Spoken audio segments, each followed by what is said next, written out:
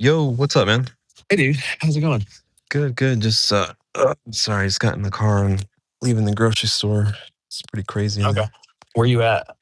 You at Trader Joe's? Man, I had to take a break from TJ's when it flooded for a while. So I'm Oh, doing. dang. Is it back open yet? Yeah, it's open now, but I kind of got used to using Harris Teeter now. But yeah, I'll probably go back to TJ's sooner than later. Well, anyway, I was calling because, I'm trying to like go back and get some bonus stuff off of some other sessions that we recorded. Uh huh.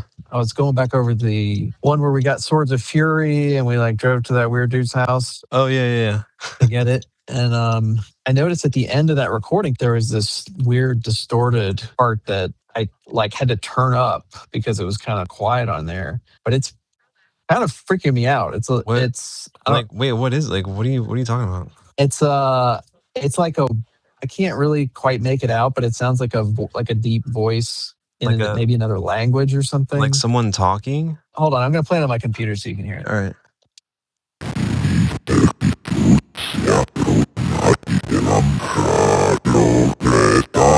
Yeah, so it was like, what? could you hear that? Dude, what is that? What? I don't know, Wait, man. play it again.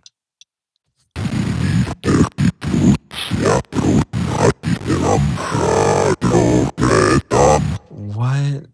It wasn't, I mean, it was that old like Casio tape recorder, so it's possible that it's just something left over from like some old. I had that recorder when I was in college. So you're saying like it could have been something already pre-recorded in there, like from like an old thing, or like just like the tape. Well, I've never, dude, that's weird. I mean, like doing audio stuff, I've never heard anything like that. Like, I mean, that sounds kind of deliberate to me.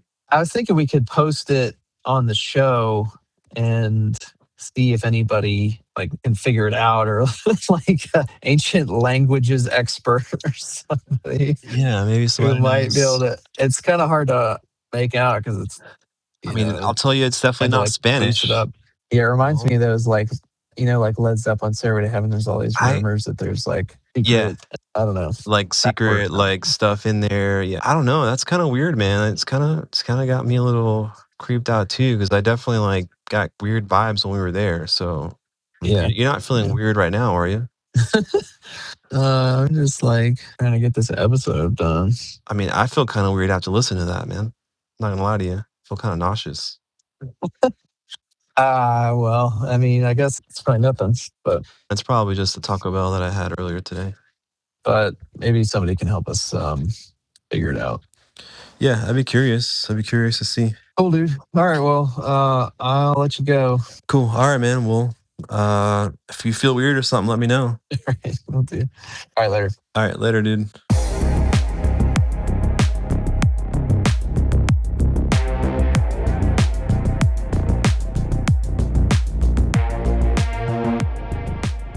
All right.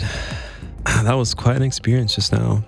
Yeah, you had a little friend. I was relieving myself outside of the shedcade, and I had a little spider buddy trying to crawl back up my belt buckle. That was an interesting experience for sure. I gently swung my buckle towards a leaf, and I eventually, as I was urinating, was able to land him safely on a little twig that was like sticking out of the ground. It was a whole thing, man. He was like swinging in midair. You can't stop midstream. It stings. I couldn't. Yeah, it does. Yeah, he's safe. I'm safe. We're safe. Well, I'm glad you made a friend while you were using the designated latrine of the shedcade, which is wherever you don't think someone's looking at you. I try to make sure. Yeah. Anyways, besides that, my arm is still a little sore. Woke up this morning, hasn't quite healed all the way. Wait, what happened to your arm? You don't remember? You twisted it up. Oh, right. You got me to play my first tournament. Yeah. It's been twisting my arm for months. I know. It finally happened. Even longer. It finally happened. Yeah, so I pretty much started playing in tournaments within 6 months of starting to play pinball, because I ran into a guy at... Boxcar? No, it was at Bull City, Solera. Oh, cool. So I was over there with Hacker J, They had 3 games there: Demolition Man, Johnny Mnemonic, and World Cup Soccer. World Cup Soccer. Mainly there for the World Cup Soccer. And it was working good that day. And there was a guy there named Jason. Oh, wait, is it Jason? Different Jason. Oh, different Jason. Okay. He was like, you guys should come play in the Triangle Pinball Players tournaments. And they have a league, and they have also just a lot of one-off tournaments. Yeah. And I think I went to maybe half a dozen of those. And I was always like, hey, Don, going to this tournament. And you're like, I remember. I'm busy. I remember. I can't make it. I went to one event, and it was the non-tournament. It was like the fun, just hangout event. Right. That was just like the Saturday hangout. Yeah. Way back when. I think it was right when you started going to those events. I thoroughly enjoyed it. I enjoyed hanging out with people and like meeting other pinball players in the area. And I'm still pinball shy. I don't know why. Yeah, it's funny. You're not at all shy with total strangers at the arcade. Man, that's a whole separate episode. This is like a work in progress. It's me literally working on just being more comfortable with strangers and interacting with people. Because I've always been so anxiety driven. Like I used to not, honestly, man, I used to just like crumble talking to strangers. I mean, I think you're over that. I'm getting better. I think I would say I'm pretty much on like the other side of it now. Like I think I'm pretty comfortable with strangers now. Yeah. I'm hit or miss, it depends on the situation. Yeah, totally. But I was always trying to get you to play in these things because it's just the most effective way of meeting other local pinball players. Like, it's true. If you just randomly go to the arcade, there's usually not that many people there. It's true. Most of them are just randos. There's like 1 or 2. Yeah. Like actual people that know what they're doing. Yeah, and oftentimes you're the only one there, or it's just not a good way to meet people in quantity. Right. And the tournaments, I think, they feel intimidating because it's a tournament, but just the word itself. The word is the problem. Tournament. Yeah, I would say gathering. Yeah. but really, that's what most of the events are. I mean, there is a league event where you're like playing multiple games over multiple weeks, and they're tracking all the scores. It's like a whole ranking everything. Yeah. But there's also just a whole bunch of one-offs, just for fun, which are really just about hanging out and playing with people. And it's like if you win, great. Sometimes you get a little prize or something. Those were the ones I was really trying to get you to go to because those are just about having fun, just hanging out, having fun, and meeting people. Hanging out with pinball people. Well, it happened. It finally happened. It happened. Yes. And I enjoyed it. Yeah.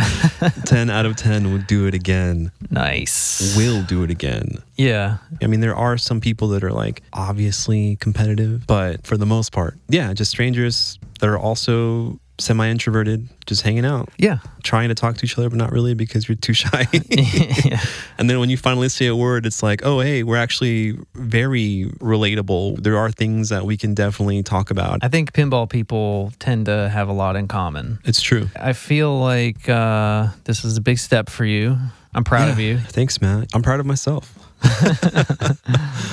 So just to set up how this happened, we have a new local spot that doesn't suck. I think we've complained a lot. We've been waiting. We've been calling. Yeah. We've been asking. The pinball gods have finally answered. Yes. It's actually the people who set up the tournaments, the Triangle Pinball Players, the folks who largely run those tournaments, put their minds and wallets together and started a new location. Which to me is interesting because this is probably one of the most real collective-y type places as opposed to an arcade. You can tell that the games are cared for, the people that have them and own them and maintenance them actually are about pinball. Yeah. It doesn't try hard to be an arcade. Even the bar, it's like not really a bar. It's more like a bottle shop. It's like a hangout spot. Yeah. Right? Anyways, I'm actually looking forward to digging in a little bit more and getting more information about how they got it set up and what they're going to do with it. I would say that for the purposes of this tournament, this experience, I was impressed. This was like the perfect first tournament location. Maybe this is what I was waiting for. Yeah, I mean, they've only been open for a couple months now. Really, this is the first time that you and I had both been over there since they got fully set up. Yeah. And they've filled up the space with games. It's like the back rooms of a bar /bottle shop called Flight Deck. Yeah, it's like, I hate to call it a bar because it kind of paints this picture of like a bar. Yeah. It's more like a neighborhood hangout bottle shop with a bar. But they also have stand-up comedy events, little band events, and it's a small room. It can't be more than 400 or 500 square feet, like the main room.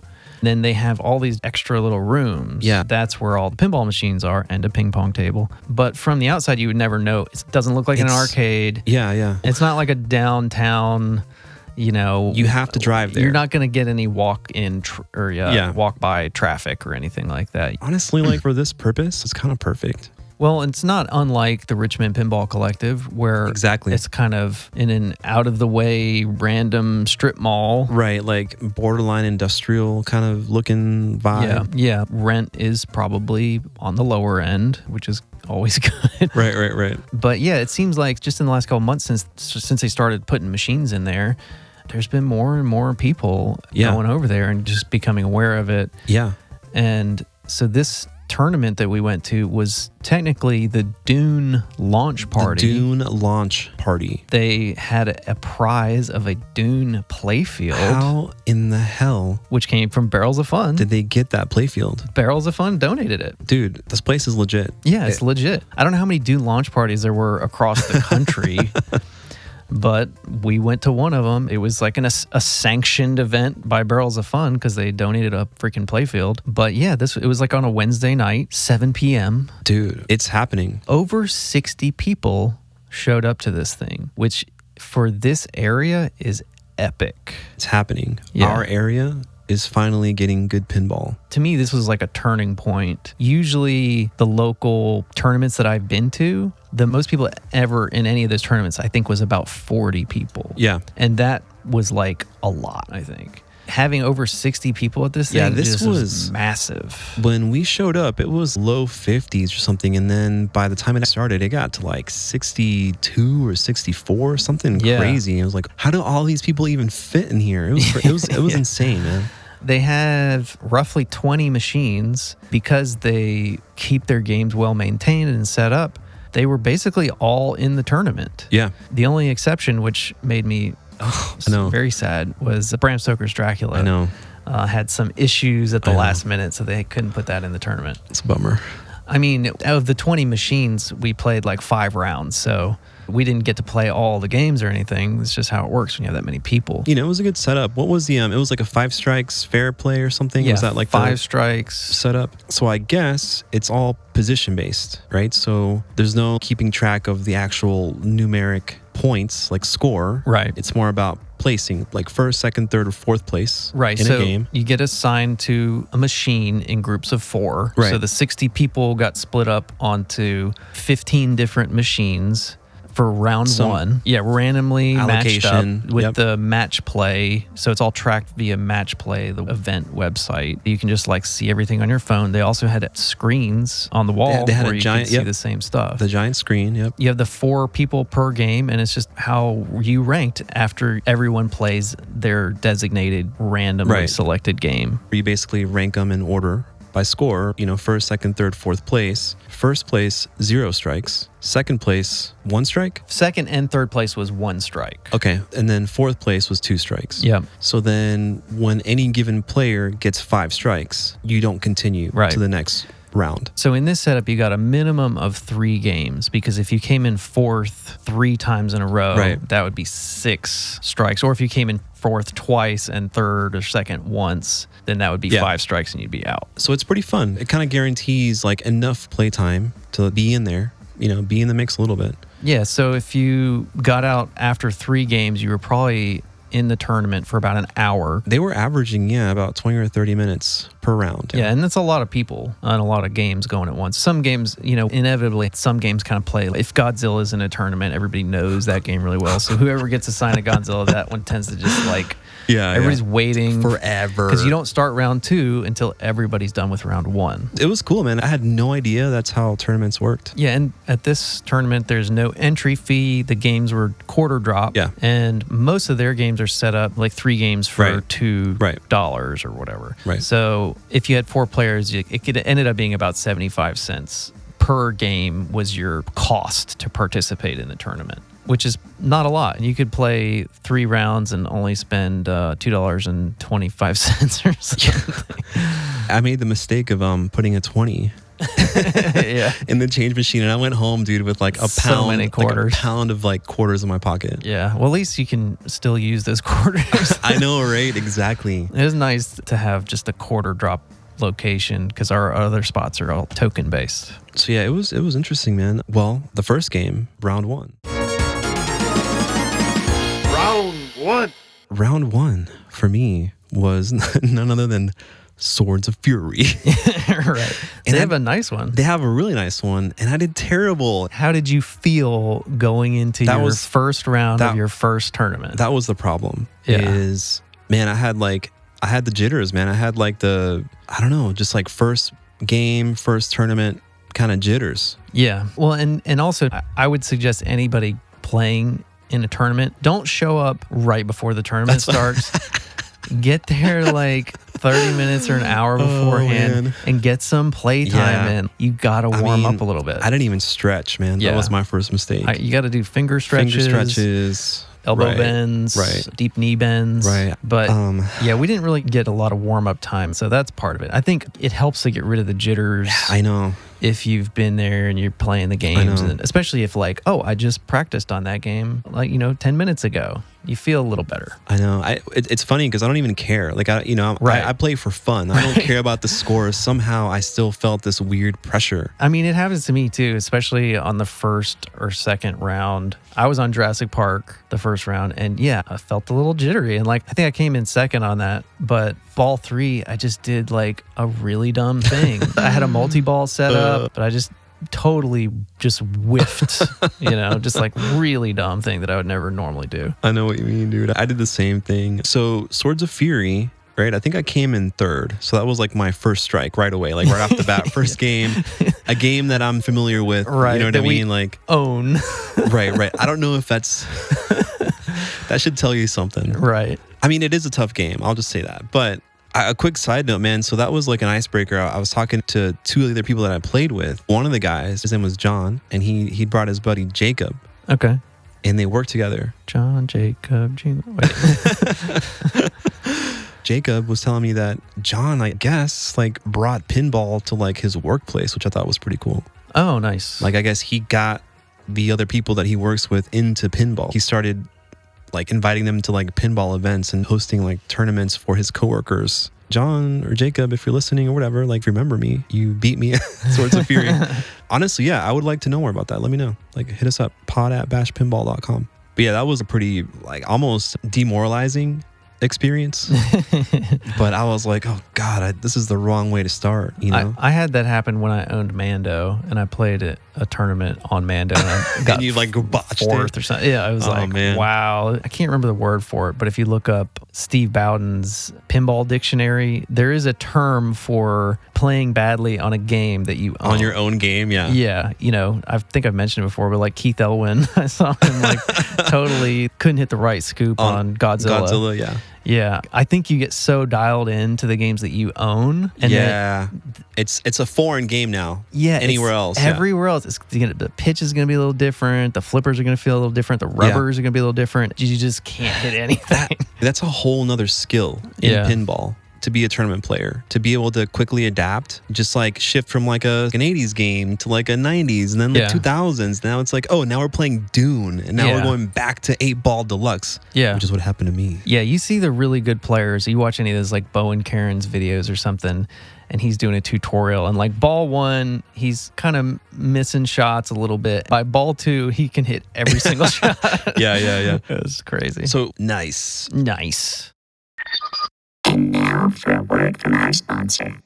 Mom, can I eat at Jimmy's? They're having chicken and stovetop stuffing. Sure, but so are we. What time? 8.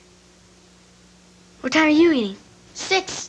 Hello, Mom. You can never get enough stovetop stuffing instead of potatoes. Chicken's almost done, now it's time to make stuffing. Stovetop makes it easy, just push a little button. Stovetop microwave stuffing is easy to make. Just 3 minutes in its own tray, and it's delicious. It's stovetop stuffing for your microwave oven. Yeah! And now, back to the show. Round 2, what was yours? Round 2.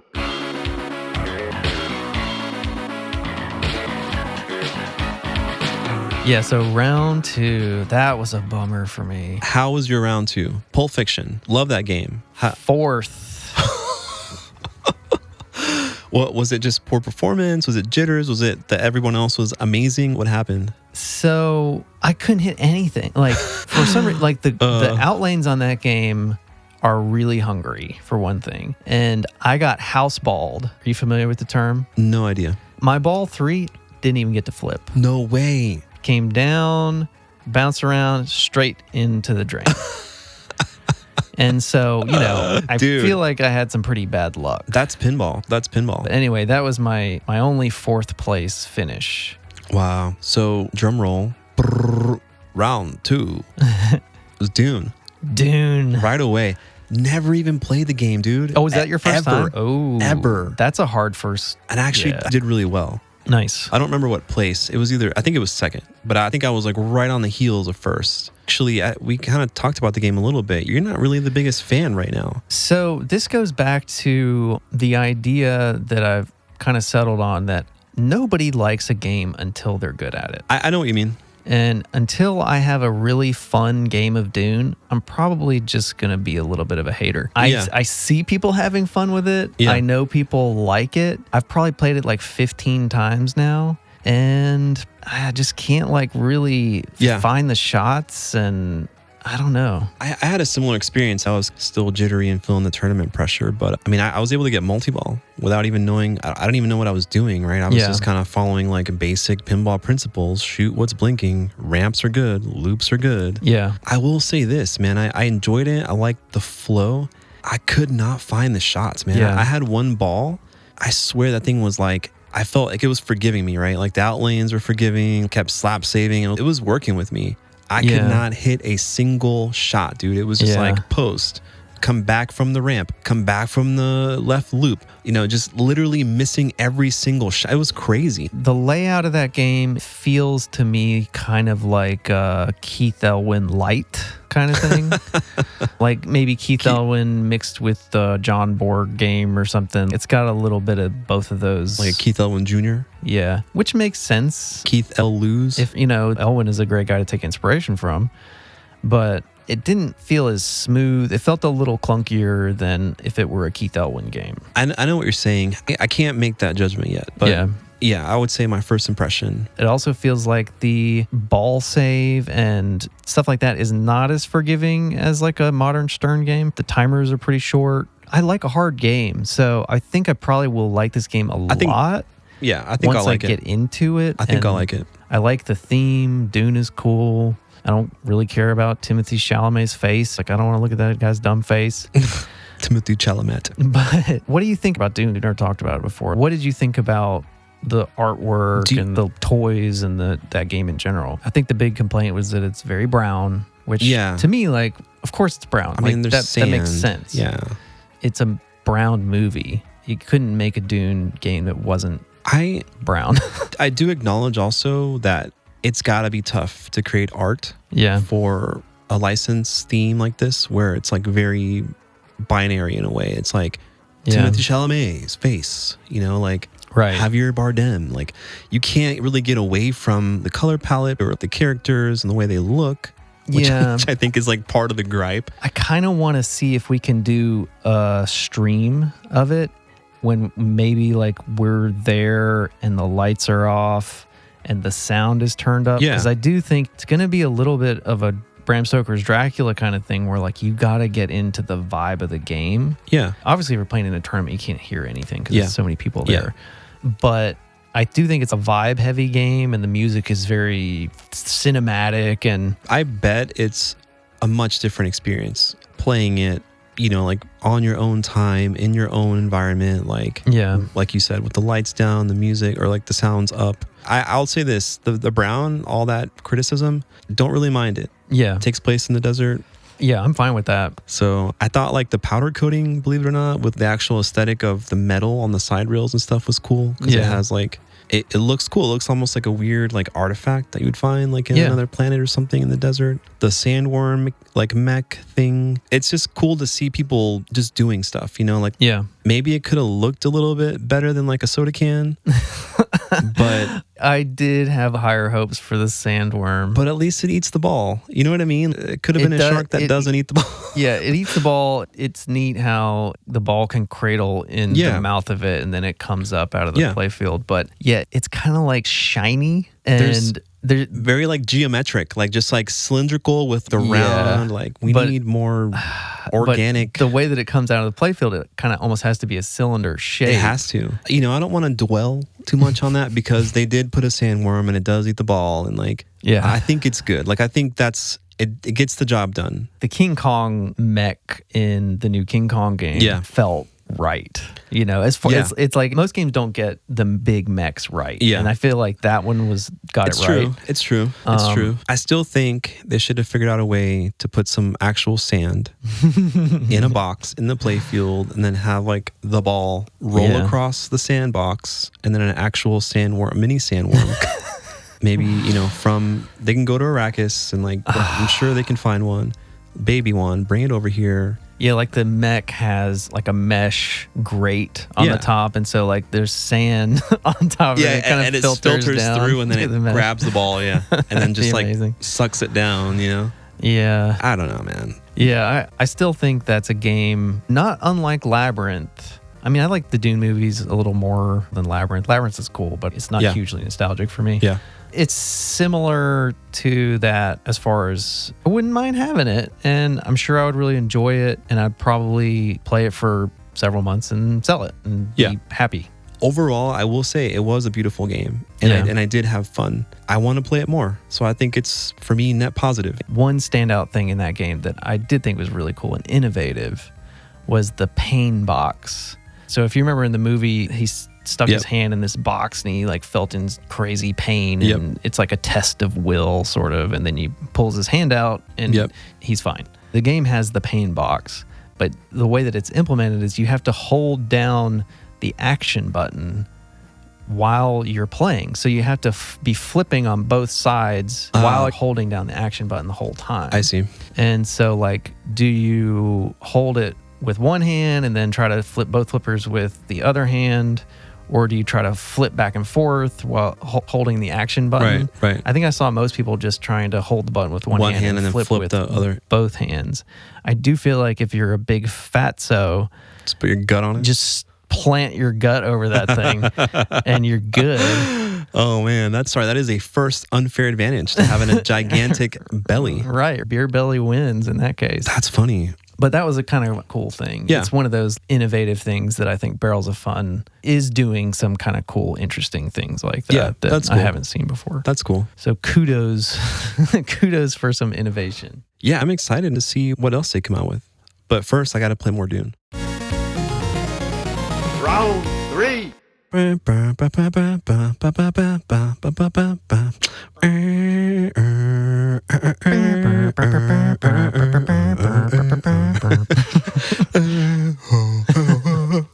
Game of Thrones.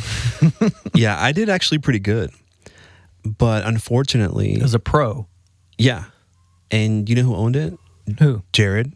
Oh, and you were playing against him? Jared. So I think had I been playing with someone else, I might have taken player one. He got 107. I got 87. Not bad. And the next closest was 15. Not bad. So now that's a game you notoriously hate. I know, but you know what, dude? I actually really like the pro. Oh, really? It was way more fun. That's what I was trying to tell you because I really don't like the premium at all. I've never played a pro until this one, and it's way more enjoyable. It's like actually plays like a good pinball game. Well, yeah. For one, I hate those giant upper playfields that cover the whole lower playfield. You just can't see what's going on. Yep. Not being able to see where the ball's going. Yeah. I don't know. It takes away some of the satisfaction. It's fun seeing the ball roll around. Well, that upper playfield is particularly egregious in terms of like how much real estate it takes up and then kind of what it adds, like the value. Yeah. You know, like Swords of Fury, also takes up a similar, little bit smaller, but much small. I mean, that's like half the size, right? Maybe even a third of the size of the Game of Thrones one. But the point is that Swords of Fury actually has more functionality. Like the Game of Thrones one, it's like, what am I doing up here? Like I'm hitting these little targets with like the dragon that's flapping its wings, but like Well, and according to Jared, it's also overpowered. Really? Like scoring wise, it's really overpowered. Wow. See, so I didn't even know that. I hated it just because of the aesthetics and just the covering up everything. I don't like that part of it. Similar to Scooby-Doo. I don't like just shooting blindly into holes. The one exception, the one is Black Knight 2000. That game is fun. But yeah, the Pro flows. The Pro flowed for sure. Yeah. Yeah, I was actually pretty proud. By then, I think the jitters had subsided quite a bit. Yeah. Round 3, I started feeling good too. That's actually where I had my first good game. What was your round 3? Iron Maiden. Iron Maiden. And I was playing against one of the guys who runs the tournaments, one of the really good players, but fortunately he didn't have a great game. So I got first. He got pinballed. Yeah, I had around like 220 million or something on that. Nice, dude. And yeah, after that Pulp Fiction game, I was like, okay, I'm feeling a little looser now. And like the game is obeying my commands. That was fun. I actually quite enjoyed Game of Thrones. Cool. You're coming around on that game. Minus some aesthetic things, the actual game itself I thought was really fun. Yeah, I mean, it's nothing special in terms of the art or playfield layout. Nothing like too amazing. I think that game has pretty deep code, and it's cool being able to choose the house. Yeah. No, there's a lot going on in that game. There's multiple multi-balls. The dual alternate return ramps is like a Steve Ritchie Terminator 2 kind of thing. That's fun. Yeah, for me, it's all aesthetic now. If you remove the upper playfield, give me a Pro, my only gripe at this point is the fonts. Yeah, the fonts and the color scheme. Enough with the maps on the playfield. Like Jurassic Park has the maps. That game has the maps. D&D now. D&D has the maps. I particularly find fun, like if you play House Stark, and you do the first battle, like the mode, right? Like where Arya collects the names of everyone she's going to kill. Yeah. And you just keep hitting that center ramp, and every time it just builds up the value, and then shoot the loop to collect. And there's the battering ram. Is the battering ram on the Pro? Yeah, the battering ram. It's terrifying, all that stuff. Like the one shot that rejects it quickly. It has the kicker shot. Yeah, all that stuff is fun. I mean, it makes it a exciting game to play, even if it's not revolutionary in any particular way. I still wish there would have been some kind of physical representation of the wall. Yeah. You know what I mean? Like that was like something that could have been like some kind of like White Walkers bashing the wall, like some kind of like there should have been a wall bash toy. Yeah, like just like destroy the wall, whatever. I don't know, man. Like save the wall, and like you're getting bashed. Yeah, that seems like an obvious miss. But anyways, I wouldn't mind owning that game at some point, like a Pro. Yeah, it was fun. It'd be fun to get really well acquainted with that game. I think it would be a fun one to have around and play with people. Yeah. And now for a word from our sponsor. What's the taste of good times together? It's easy to recall. Butterball turkeys are deep basted, so they're always juicy, always tender. You can count on the holidays to be special, just like you can count on Butterball to be always juicy, always tender. Of all the tastes that make memories, the best of all is Butterball. And now, back to the show. Round 4. That was 8 Ball Deluxe for me. I played 5 rounds. Yeah. Oh my God. I thought I only played 4, dude. Yeah. I kind of got far. I kind of got further than I thought. This whole time I was like, I only played 4 rounds. No, we both played 5 rounds, actually. It's the jitters, man. It's all a blur. We could have been eliminated after 3. I know. We did all right. So yeah, round 4, I was on Bad Cats. Meow, meow, meow, meow. Meow, meow, meow, meow. Oh man, I've played that game quite a bit, and it still scares me for some reason. I don't know why, dude. Something about that game. Maybe it's like Python's energy, but like every time I play that game, I do have fun, but it scares me. It has insane cat art, which I love. The cats are very creepy and weird looking, but it's also got that center ramp that's very close. Yeah. So it's not unlike the skull on Hook. Yeah. If you don't hit that, it's going to come rocketing back at you pretty quick. Yeah. Yeah, the game is kind of scary, man. I mean, it's funny because it's kind of like simple and whatever, but something about that game, it's fun. I love it. Bad and Cats. The sounds are great. It's a fun one, man. As far as like System 11 games go, that's in the top 5 System 11 games. Very original, very unique vibes. I started off doing pretty poorly. I think I was playing against 3 women, and they were all pretty good. And I was doing pretty bad. Like, there was actually a lot of women in this tournament. Yeah, which I was kind of like real happy about. Like, I was kind of shocked at how many ladies turned up. Like all kinds of people, dude. You know, Sarah was there and she was like, wow, I didn't realize there were so many trans people in the pinball community. Oh, yeah. I didn't think about it, but it's true. It kind of goes to show what an accepting community that pinball is. It's just like having fun together, regardless of your background necessarily, like where you come from, who you are, what you do. It's just like, we're just here together playing a game. It feels like a judgment-free zone. 100%. Largely. And we're all freaking weirdos, man. Yeah. But I thought I was going to get destroyed on Bad Cats after 2 balls, but then I found the shots on ball 3. Nice. But then somebody barely edged me out, so man. I ended up getting second. I got absolutely destroyed by 8-ball Deluxe.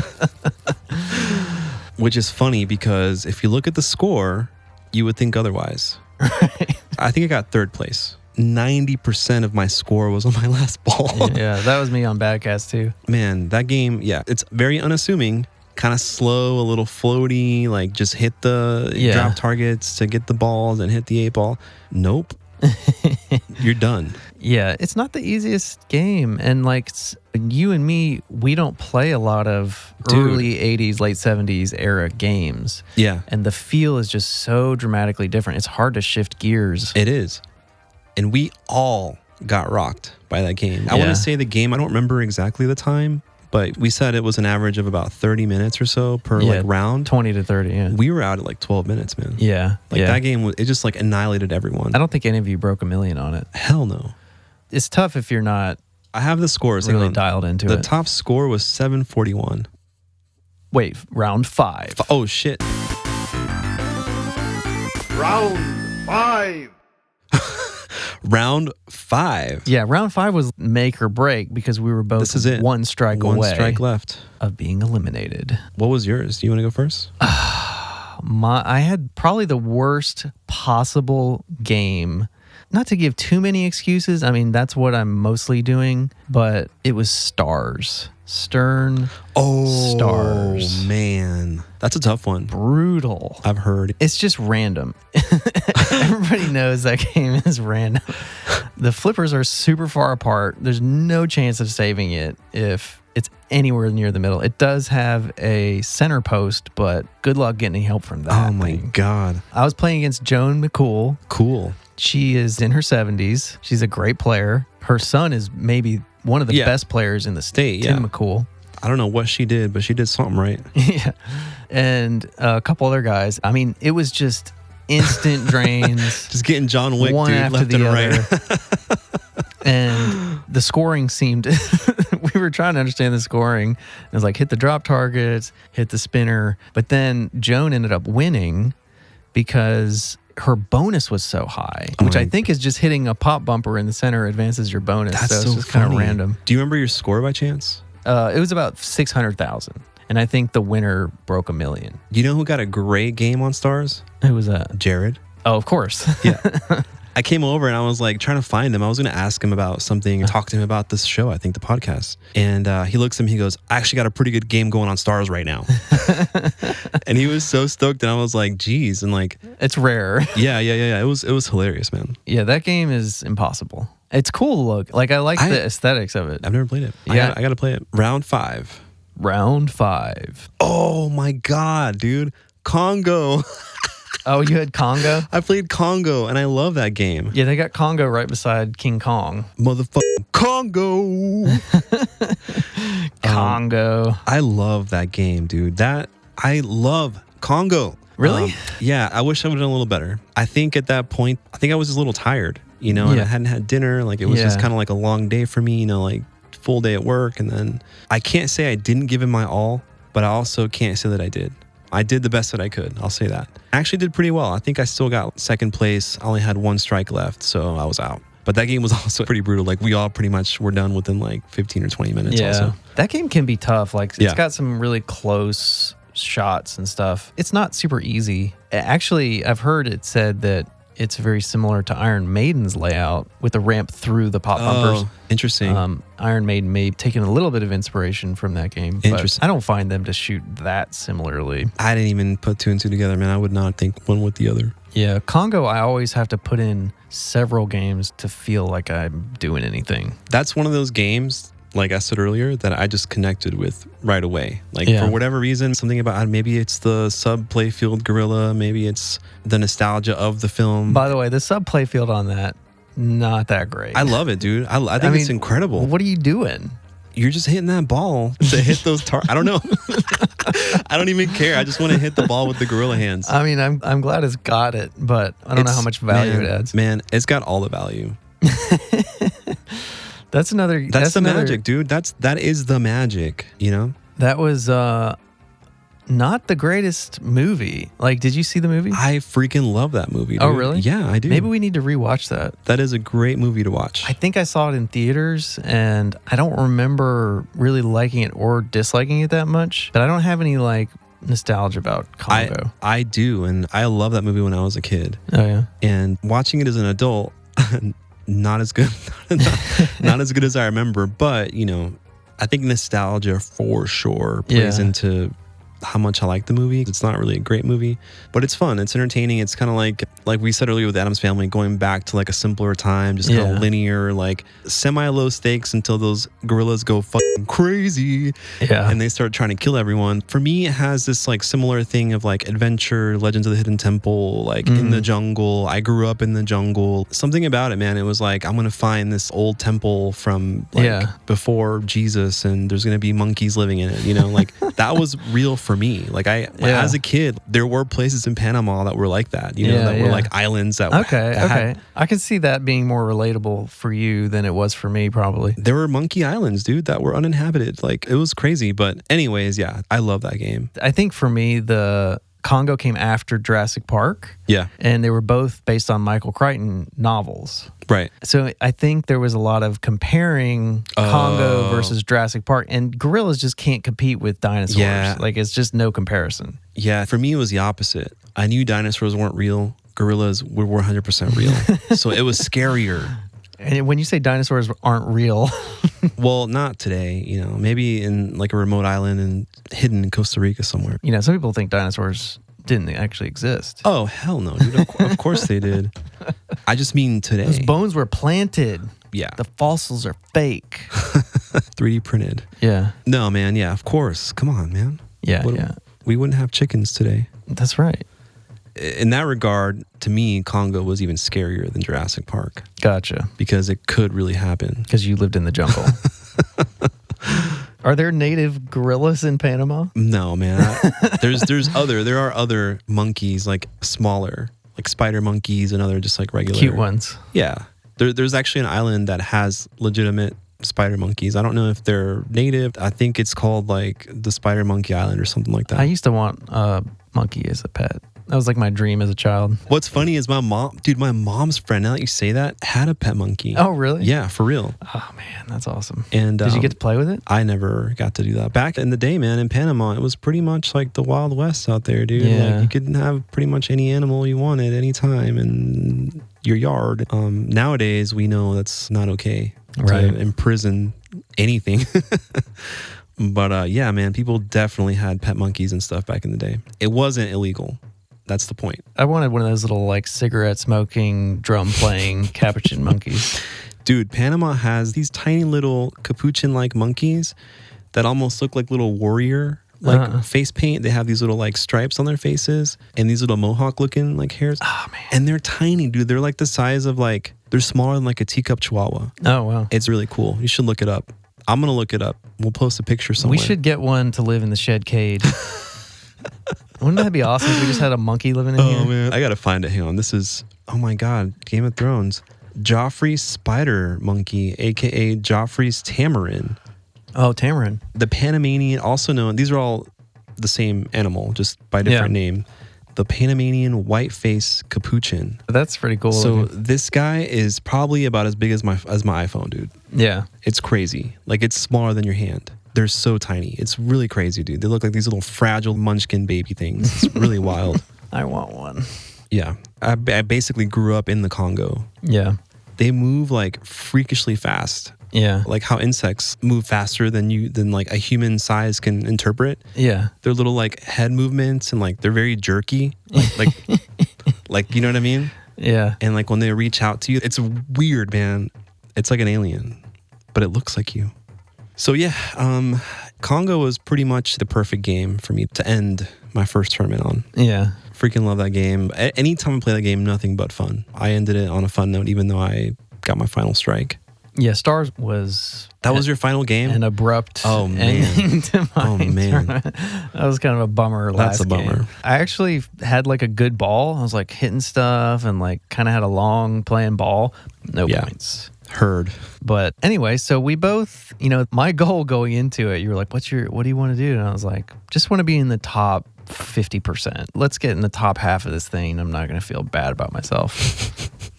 And we did that. We did it. We got through 5 rounds. We did it. We ended up with 12 other people tied for 24th. Yeah. With the strikes, there's no ranking other than just how many strikes you had. Very rough. Like you're going to be tied because there are only so many places. Yeah. Yeah. So it was like 10 people in 24th place, and we were lumped into that group out of 60 something. 6, it feels pretty good. Yeah, not bad. Yeah. Could have been worse. If it weren't for that house ball on Pulp Fiction and for me getting stars, I feel like I would have advanced another round. If it wasn't for Jared playing his own game. Yeah, not fair. Oh man, no, I'm kidding, man. I feel like I did pretty good, all things considered, and I had a ton of fun. I feel like that was the perfect first tournament. Hopefully next time around, I'll be a little bit less jittery. I'll stretch, drink some water, warm up, and have more fun. Yeah. Hopefully. So, like, final thoughts on your first tournament and our first tournament at our new spot. So, thanks to Triangle Pinball Collective, Flight Deck, Jared, for making it happen and caring about pinball and making the community here better. And it's like I said earlier, it's happening. I thought it was the perfect experience for me, perfect place to have my first tournament. Like local people that I'm probably going to see again and play with. Yeah, I'm just excited, man. I'm excited about the new spot. I'm excited about how many people showed up, Yeah, 100%. Like you hear about the biggest tournaments in the world and you're talking about Electric Bat, like 200 or something people. I mean, I think like 100 is kind of seems like a lot. The number that they draw pretty regularly, maybe more. Yeah. But I feel like, geez, 60%, like that's more than halfway there to having like a huge tournament scene. I didn't even know there were 50 pinball players in the area. You know what I mean? That was pretty awesome. Yeah, that's really cool. That just gives me hope for pinball in this area. But like, you're gonna keep playing. You're gonna go back. This was like you're in now. Yeah, I'm in. I'm just not normally a competitive guy. That's not it for me, but maybe just for my own personal feeling of making progress or becoming better or just seeing where I am in the scope of things. Like I don't expect to be a champion at all. Right, and it's not really, it doesn't have to be about that, like as we talked about it. The randomness of it, like the best players can end up losing and getting eliminated early because they just have some bad luck. And I think that's a good point to make. Shout out to Eddie and Caitlin, who we talked a little bit. It's their first time playing a tournament. Yeah. Have been playing pinball for not very long. Yeah. I think it's true, and it goes to show like anyone can play a tournament. You don't have to be the greatest. Like I looked, and Eddie wasn't even last place. He actually made it, I think, like past like a round or two or something, and like he did have fun. We talked to them. And they seemed like they had a great time. We are gonna have some video content coming out regarding this. Oh yeah, so if it's not out already. We did a lot of filming and did some interviews while we were at this tournament. So check out the YouTube channel. At some point, we'll have that on there. We actually, if not already, kind of got their perspective on it. Yeah. So yeah, that was pretty awesome, man. I think that's it for me, man. I just want to give another shout out to Andrew's Arcade Services, man. Like that dude. He was the tech at the tournament. he was like the main tech for the event. Yeah. Like as soon as something were to go wrong, he's the guy. And we got to talk to him a little bit too. He's like basically like a one-man operation, man. Like his business is literally called Andrew's Arcade Service. He's Andrew. Super cool guy, man. I can't wait to share that also. Yeah. Little interview that we did with him. And thanks for that, Andrew. Thanks for being cool. We'll have to continue to go to some tournaments there, and I'm really curious to see how many people show up at the next tournament. Like, was this some sort of a one-off? Like, the news was there. Oh, I forgot about that. This was our local news. Yeah, our local WRL news station was there filming. What the heck? So I don't know. Was this indicative of the pinball scene here, or was this more of a fluke? Because it was really a lot of people, and I hope that many people show up at the next tournament. What do we do if that number just keeps going up and up and up? We'll have to have some updates in the future to kind of track how the scene is doing here, and just, I don't know, it's pretty cool. Yeah, it is cool. Thanks to everyone there for just being cool, having fun. Everyone that was open to me talking to you and sharing the podcast with you. Yeah. Dylan, I hope that you found Colin. Don't know what that is. And yeah, some dude was missing for a while. He was like player 3. Oh, okay. And then Dylan was like, do you know Colin? And then they thought I was Colin. And then it was a whole thing. They were looking for people they didn't recognize. I said Don. And, oh, Colin sounds kind of like Don. And then it was a whole thing. But I'm not Colin. I'm Don. Okay. Colin eventually appeared.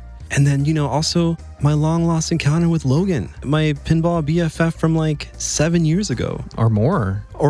The guy who taught you how to play Lord of the Rings. One of the guys taught me how to play Lord of the Rings, man. Like, organically met IRL, became friends, would randomly hang out together before any kind of official group or... Yeah. Man, and Logan, man, he's also a great player. Yeah, he was up there. And his fiance was there too, and I guess she's also a great player. Yep. Shout out to those guys too.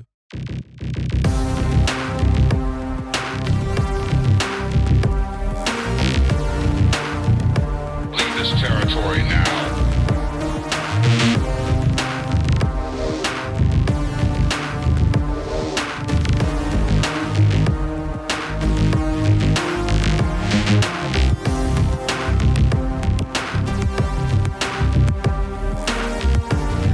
Return to your home.